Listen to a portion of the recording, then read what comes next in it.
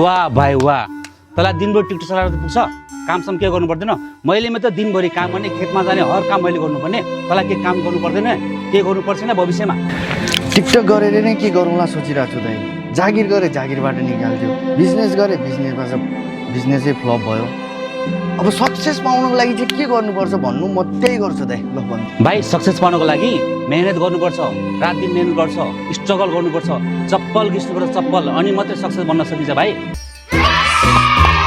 Success पाउनको लागि चप्पल घिच्नुपर्छ चप्पल। दाइ के गर्न लाग्नु भएको यो यस्तो चप्पल घिसेर? अरे भाइ, सक्सेस पाउनको लागि दाइले चप्पल घिच्नु पर्छ अरे के? चप्पल घिच्नु लाग्यो ओ तिम्रो के गर्न लाग्यो? अरे तपाईँले भने होइन भने सक्सेस पाउनको लागि चप्पल घिच्नु पर्छ भनेर त्यही गर्न लागेको नि हामी। आउनु पर्यो त चप्पल घिच्नु।